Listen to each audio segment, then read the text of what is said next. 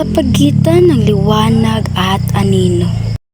Kabataan noon, kabataan ngayon. Ang mundong umiikot ng mas mabilis pa sa hangin, kung saan ang bawat sandali ay tila nagmamadaling lumipas. Nakatayo tayo, tayong mga kabataan, sa sangdaan ng nakaraan at hinaharap. Sinasabing tayo ang pag-asa ng bayan. Ngunit paano tayo magiging pag-asa kung ang sarili nating hirap hanapin? Ganito ang hamon sa makabagong panahon. Tayo ay parang mga ibon na nasa loob ng hawla na gawa sa ginto. Maluwag, maganda at puno ng aliw. Ngunit hindi tayo makalipad ng malaya patungo sa kung saan tayo nararapat. Dahil sa bawat takbang ng ating ginagawa, may mga mata na nakababantay, may mga tinig na humusga. Ang social media ay isang salamin na baluktot ang refleksyon, kung saan ang halaga ng tao ay sinusukat sa dami ng gusto at atensyon.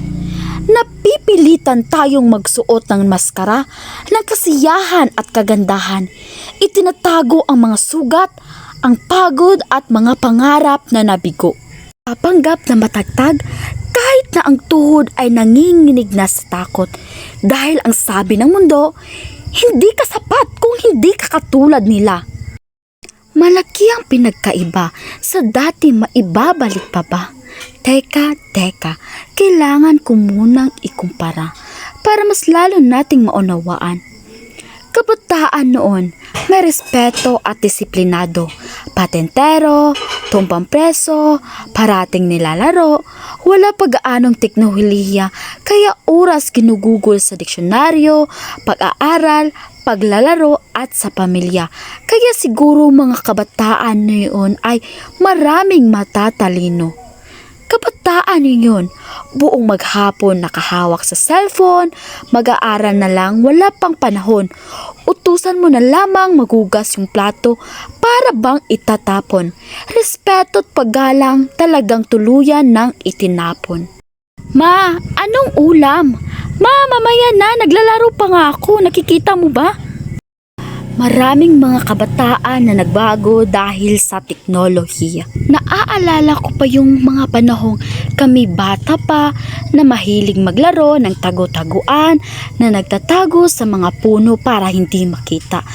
Pero kaso maraming mga madaya, pero kahit na ganun kami pa rin ay masaya. Masaya lang bumalik sa pagkabata, panahong di pa uso ang teknolohiya. Sa huli, sasabihin ko sa inyo, ang hamon ng makabagong panahon ay mamigat at masalimuot.